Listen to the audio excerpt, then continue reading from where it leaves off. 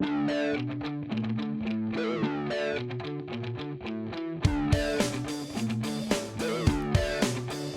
everybody. Welcome to Seasoned, Episode 1, Season 1. I don't know if we're going to have any other seasons of Seasoned. I just know this is the name of my little project that I have going on.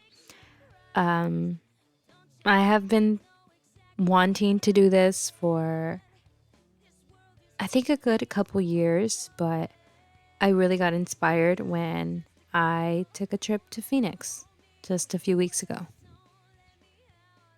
So, I don't know if you can hear my bitch ass dogs in the background, but if you can, they're schnauzers. They're fucking needy. They're beautiful, but one of them is more annoying than the other. Anyway, I wrote this as I sat on my Delta flight from Phoenix to LAX. I recently went a few weeks ago to go visit my family up there, and I got to see my nephews.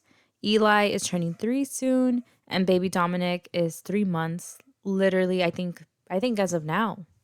They're the cutest kids in the whole world. I remember when Eli was born, I was going on 22, and it was like instant love. Since I was a kid myself, like 6 years old, I knew I wanted to be a mom. Like, I always told my mom I wanted to have 5 kids and that I was going to own a 2-story house and that stereotypical 60s sitcom white picket fence. And this is before I even, now I've seen Leave It to Beaver, but at the time, I kind of just thought of I Love Lucy. I wanted sons and daughters, and I was going to accomplish all this by 23. Oh, and I would marry a handsome man with a great job, like a doctor. But instead, at 22, I was contemplating doing a total 180 on my degree choice, and I was 1 year into the dating scene after ending this loveless, almost 4-year relationship. I'm as blunt as they come, so I'm going to be real. It was loveless. We had nothing in common except that we went to the same high school and we were each other's first. I had to end things. He was, no offense, he was a college skater boy who drank and smoked weed every day with his friends. And I guess you can say I was just this fucking quirky art geek. Yeah. If anything, Mary Jane made me paranoid half the time and it made my anxiety worse. I liked Harry Styles, the Beach Boys, Grimes, the Strokes, and tons of 80s new wave and classic rock and country. He liked Lil Uzi Vert and underground SoundCloud rappers that were either a hit or a miss. No offense to Lil Uzi Vert, he has some bops. He didn't like that all my friends went to live either up north or down south to San Diego. All my friends went dorming. So it was literally just me, like, back home from, like, my best friend group. He didn't like that all I did was work and I went to school and I painted as a hobby. And I didn't like that all his friends were college dropouts who had no personalities outside of partying, and they would always influence him to blow off our dates for them. I don't blame him. He was a young college guy who wanted to enjoy his youth. And I was, I guess you can say, calmada, right? Bien calmadita, meaning, I was a homebody. Like, I was calm. In his eyes, I had the personality of a grown-ass woman, probably. I lived in the future. I would talk about how after graduation, I wanted to land a good job, and I wanted to buy a home, and I wanted to have a baby, and I wanted to get married, and I still do. The last two can happen in any order. It's 2020, but I can't wait to have an annual couples-only vacation away from my kids. In my head, I feel like I'll know how to balance prioritizing my relationship and my kids. The best advice I ever heard was something like, remember why you chose this person, like to have kids with this person. Hopefully it's because of love. Also remember to always prioritize your spouse in certain situations because one day your kids will leave you and all you'll have is your spouse. So if you don't build that foundation with your spouse, if your whole world revolves around your kids, the moment that your kid grows up and marries and leaves, you have to be best friends with your spouse. So I dumped him because I knew we were miserable together. Like, he didn't look happy with me. I didn't look happy with him. It was just this history that kept us together. But honestly, I was so inexperienced and I didn't have anything to compare this relationship to. Yet, even then, I knew that I wasn't in love and that neither of us were. He felt more like a friend that I had grown apart from, but also he felt more like a friend that I was like forced into becoming friends with. You know? I guess it's the same thing, but I knew that there was someone better for the both of us. I knew that I didn't want to marry this guy. So I decided when I transferred to Cal State Long Beach, I'd start off fresh and be alone. And that's exactly what I did. I went to Cal State Long Beach and I didn't have any friends there and I didn't have a boyfriend. I started this new life for myself, like this new chapter. And it's so ridiculous to think that at almost 22, I thought because I had never been in love before and no one ever loved me, that that would never happen. Because I wasted like 4 years of my life miserably arguing with this polar opposite guy every day. And like, I thought that every guy out there would be the same. I thought that I would lack chemistry with, with every guy out there. It was just really scary. When I think about it, it's so stupid, but I really thought that nobody would love me.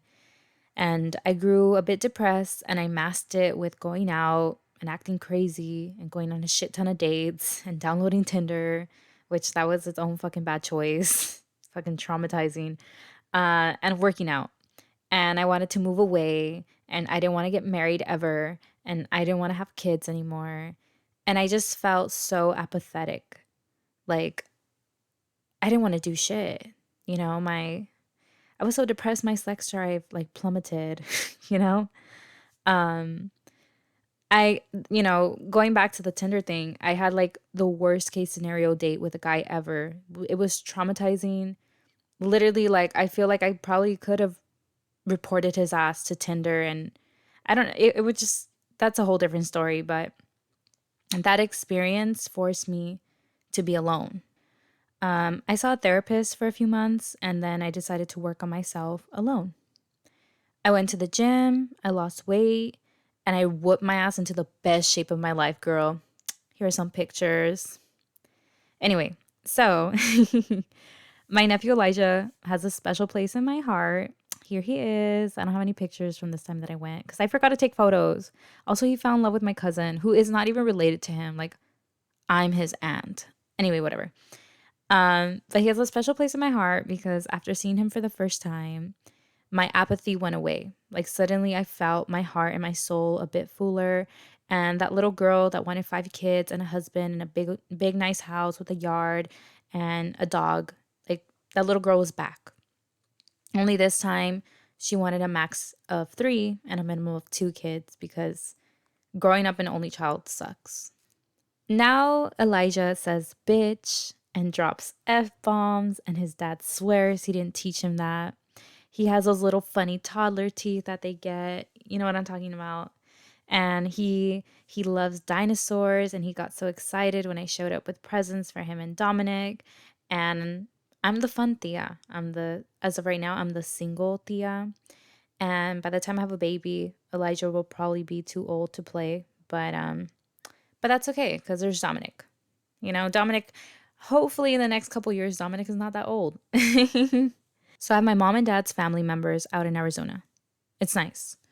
Thinking about moving out there, the houses here in California are getting higher, and your girl doesn't think it's worth being here anymore. The city is dirty. Like all the cities here in California are dirty. The rich are getting richer.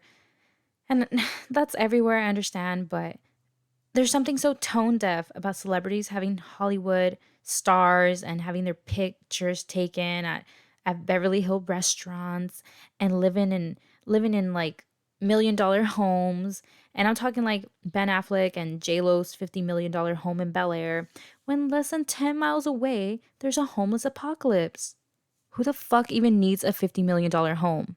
It's the government's fault and society's, I understand, but who the hell needs a $50 million home?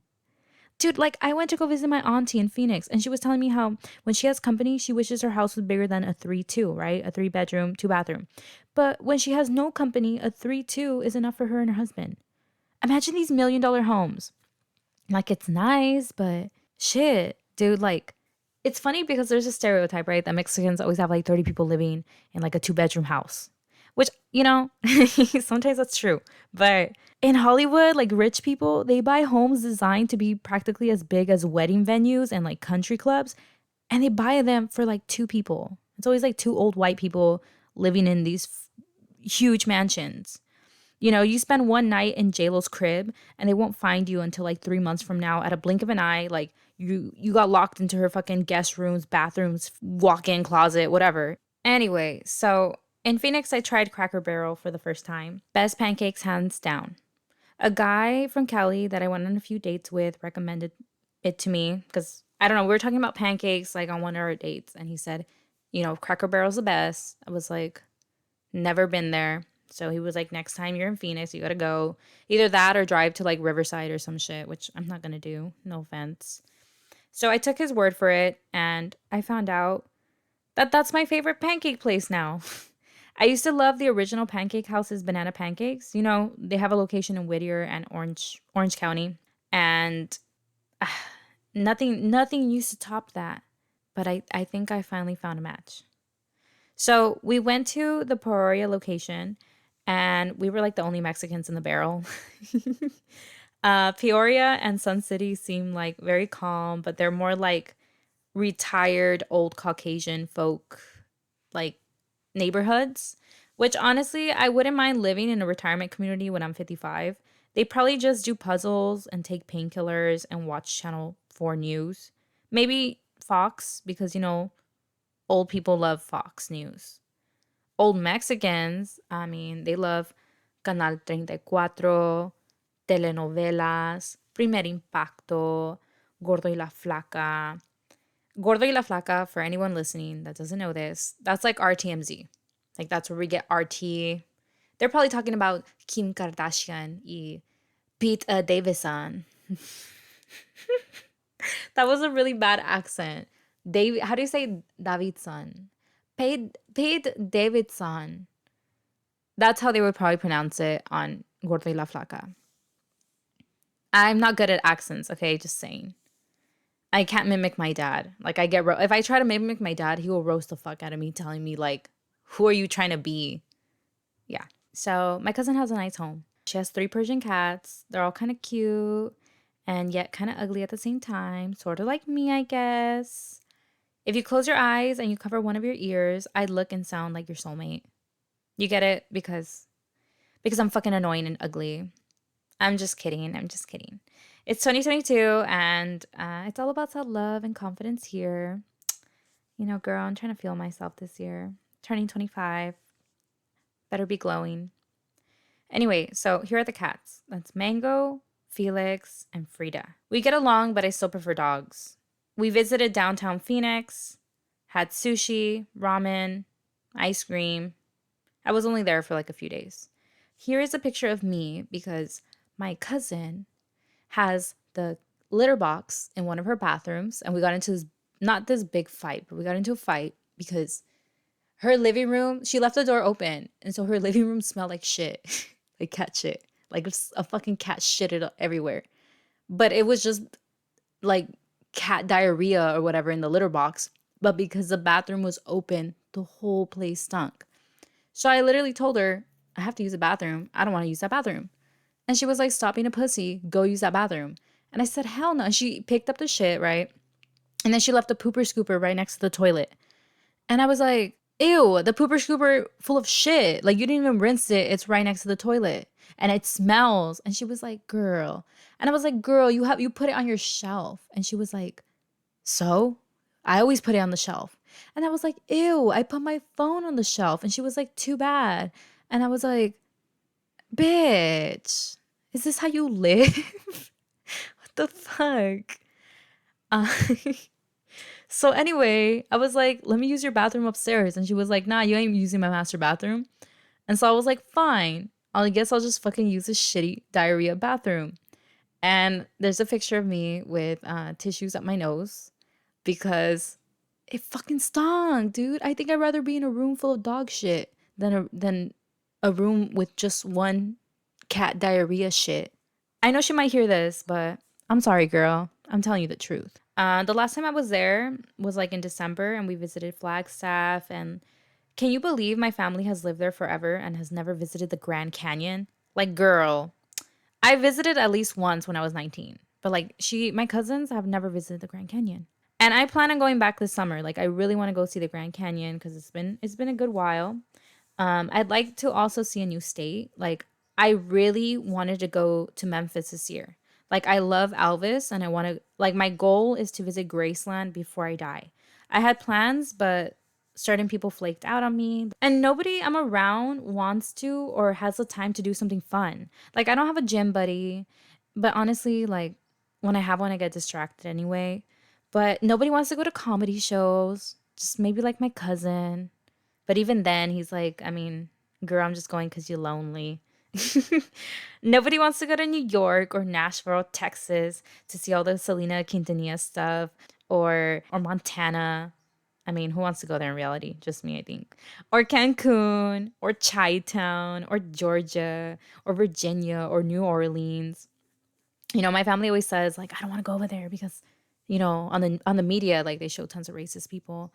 But I'm over here like, I don't give a fuck. Like, I don't care. I really want to go see. I love looking at historical places, even if it's scary. I really want to go see the original 13 colonies, man. Like, I want to see things. I would love to go to Washington, D.C. just to fucking say that I did. I want to broaden my horizons. That's always been my personality. I want to see what the Beach Boys were talking about when they said that they've been all over the world. They've been all around the globe and they still love California girls. Like, I already know that. I don't need to go around the globe, but I just want to see. That's it. That's it. I want to see different people and hear different accents and taste different foods. Also, I don't know, man. Do you really think that your perfect match is your neighbor across the street? Maybe for some people it is, but it's not for everyone. Like there's 8 billion people in this world. I want to finish my degree. I want to meet people in new places. I want to get a job as a pediatric nurse and, like hopefully like at a children's hospital or something like that. I'd also like to take the chance to meet a man from another world. Like I've never liked being a chicken.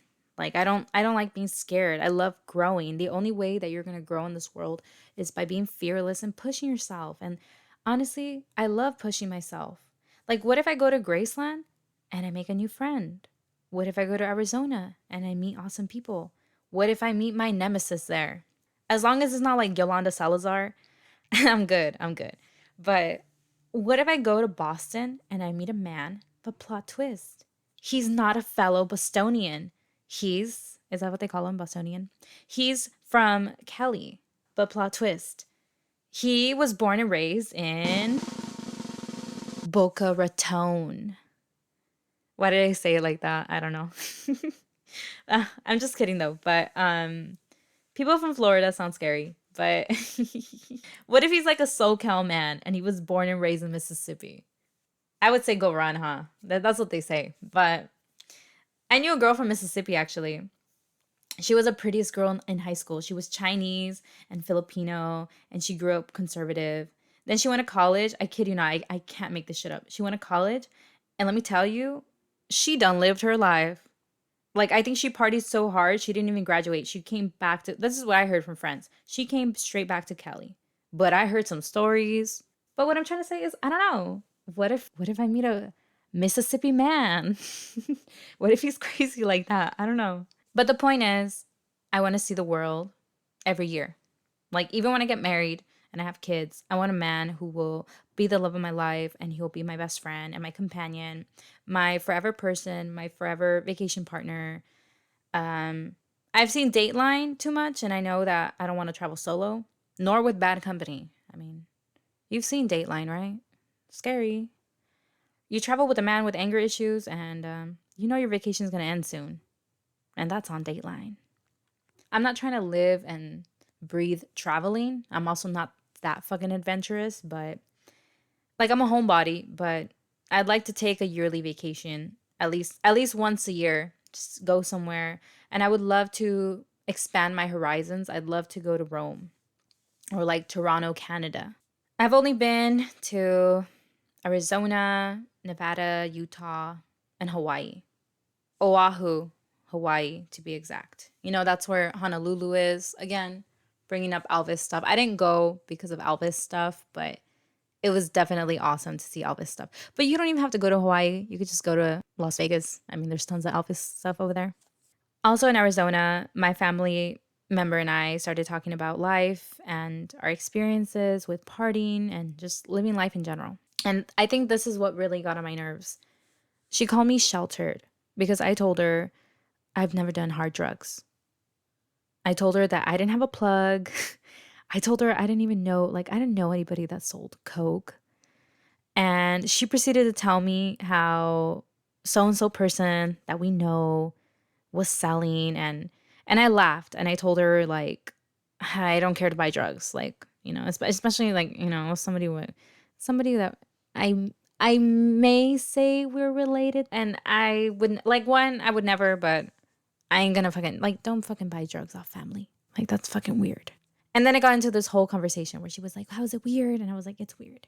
I'm trying to be professional, though, for the record, I've never done drugs. I've never tried weed.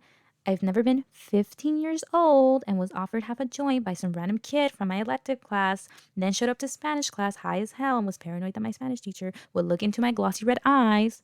Nope, nope, nope, never. That never happened. And I never repeated that scenario in college. Never. But I do mean it when I say, or should I say, and I do mean it when I say that I've never touched hard drugs. Addiction runs in my family on both sides. And I think that's what really scares me about drugs. I know that I have a bit of an anxiety disorder, so I overthink a lot, but honestly, I'm not trying to be a cokehead, a crackhead, meth head, any type of head. I'm just trying to be a big head, you know? I don't think I need to try cocaine in order to not be sheltered. And I think that's what hit my nerve.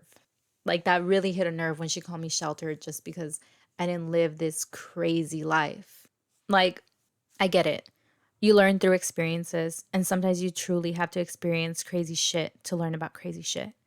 But sometimes you don't. I don't have to get pregnant by a random one night stand to know that that's going to possibly stress me out and it's going to throw off all my life plans. I don't need to do a bunch of drugs to feel like I lived. And I'm definitely not judging you if you do. Like, I know tons of people who have lived crazy lives, and that's okay. But it doesn't mean that I'm unseasoned. That's how she made me feel. She made me feel like an unseasoned chicken. And, I may have never participated in really crazy things, but I'm not this perfect Protestant either. I'm not going to incriminate myself, but I know what it's like to be young and to sneak out and to have sex like at a young age and to almost die from being stupid and getting alcohol poisoning like very, very young, you know? Like, I know what it's like to hook up and to lie and to just not give a fuck about certain things, right? I know what it's like to lie. I've been young. I'm young. Like, I'm not this saint either. I remember going to some hills and going to some hills like years ago, like on my teenage shit. And we went up there to drink and to look at views, and the cops showed up, and we were teenagers running into this shady ass hiking trail because where we went, it was a residential area that was in the hills. So kind of like people with money. So there was like this nice view and there was a hiking trail. Someone called the cops from one of those houses, and we all just ran into this hiking trail and we hid there for like an eternity. And my mom was calling me and she was super pissed. She was texting me and calling me like crazy. And she's like, where the fuck are you? Like, it's really late, and they flashed their flashlights and they couldn't find us. Then once they left, I kid you not, we heard like a wolf pack, like just howling near, like it was nearby. And we all booked it. Like, we all, at that point, we were like, I think the cops left, but fuck it. Like, I would rather be like, have my ass chewed by the police and by my mom than to have my ass chewed by a fucking wolf, you know? So my mom chewed my ass for being late. And I ended up just telling her, like, sorry, we were, mom, I talk so much. Like, we were talking so much. We want to get donuts. And mom's like, oh, really? You want to get donuts? And I said, yeah, you don't know me. I talk like, mom, I talk so much. And yeah, we want to get donuts because I'm fucking fat. And she was like, well, don't be getting donuts super fucking late at night and talking forever. And I said, okay, I'm sorry. I know what it's like to Now that I'm older, I'll tell her things, but when I was younger, I didn't like her being involved. So I would lie to her, like half lie, like like I tell her I was going to the gym or the library, which was kind of true because I was balancing my life. So I have to study and I want to take care of my body. So I would go to the gym and the library for like an hour or two because I'm a productive ass person. And then I go meet up with guys that I matched on Tinder, back in my crazy productive days. But what I'm trying to say is that I'm not super crazy. Like my head is bolted in correctly, like I promise. But what I'm trying to say is that I'm not unseasoned. Like just because you don't know 100, just because I haven't done super crazy fucking things, and just because you don't know, like I don't go around telling everybody my whole life. I don't tell everybody every crazy thing I've done. That doesn't mean that I'm not seasoned. Just because I'm young, that doesn't mean that I'm not seasoned. And respectfully, like this family member of mine, I'm just gonna say how it is, like respectfully and honestly. Yeah, she's partied hard, but I mean, she was a virgin up until she was like 23. She's like almost 30 and she's never had a boyfriend. Never in her life has she ever had a boyfriend. And in my experience, I've had a few serious relationships, long term because I'm a long-term relationship kind of girl. I'm not somebody that likes to have a boyfriend every 2 months. Like that's ridiculous. I'm open to love, and maybe because I'm a hopeless romantic, I date with the intention of doing fun and cute things, but also with my main intention of seeing whether or not a guy is the right fit for me. If a guy is going to be the one I want to spend the rest of my life with, honestly. Do I see him fathering my kids' future? Fathering my future kids. Do I see him and I getting engaged? Does he have good qualities that can contribute to a successful long term relationship? Does he have goals? Will he contribute to my goals or will he hold me back? I understand I'm young and people look at me like I shouldn't think about marriage or kids.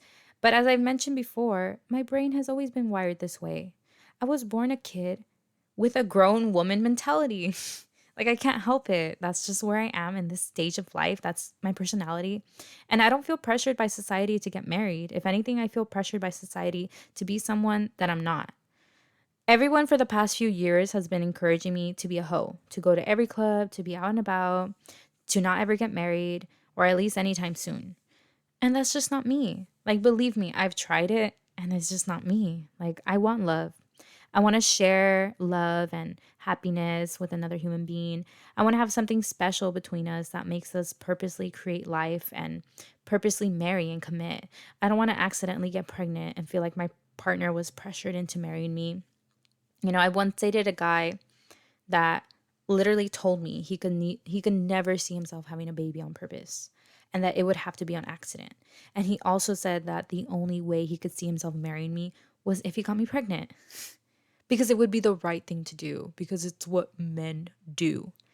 And he claimed to be the biggest commitment phobe. And ironically, he was older than me and he had issues and he did other things too. But ultimately, I reached the breaking point where I finally realized that I was just wasting my time with this guy, that it was not ever going to lead to anything. And I deserve better. I deserve a guy who is super in love with me and I'm super in love with him and his values match with mine and his morals, and he doesn't have to have the same personality as long as he wants to grow career wise, life wise, as long as he wants to accomplish something, as long as he wants to be committed to me and be in a committed relationship and have goals and have a family. That's all that matters. I don't care about money or your age or whether you have tattoos or missing tooth. Like as long as I find you attractive, as long as you're sweet, as long as you have aspirations and the motivation to grow as a person and go on this life journey next to me, because I'll be by your side no matter what, then I know you're the right fit for me.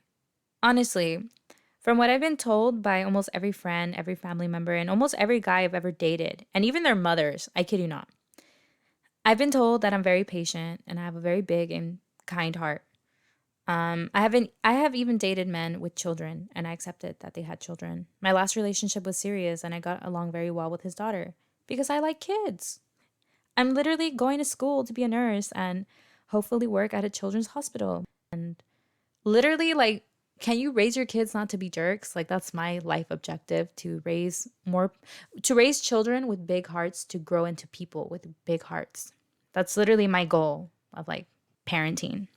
I get so sad when I see ungrateful monsters that are able to have children. Meanwhile, there's people that love kids and sometimes they're infertile and like they can't have any. So to tell me that I've been sheltered most of my life when I've been through some serious stuff, as well as some really funny and dumb and kind of crazy stuff, is a little insulting. To call me naive and to tell me that I don't know what love is simply because of my age, when in fact I do know how to love and I'm open to love someone and I'm open to being loved by someone, to be very emotionally intelligent and to be very emotionally available and constantly working on myself and my relationships, to be so self aware, I find that a little insulting. And that's why the name of this series is called Seasoned, because I am a little seasoned. I'm not the most seasoned person in this world, but I have experienced some stuff. And this is to document that I'm still experiencing stuff every day. Every day I'm growing and I'm meeting new people, and I want to continue to experience and to grow until the day I die. Yes, of course, I want to live in the moment. I want to enjoy my youth, but also I want to live my life in a way that's going to head into the future, because half of my brain lives in the present and the other half of my brain lives in the future. Like, I can't wait to be in the future. That's just how I'm wired. Like, I can't wait to see how all the hard work I'm putting in now is going to lead to a happy future.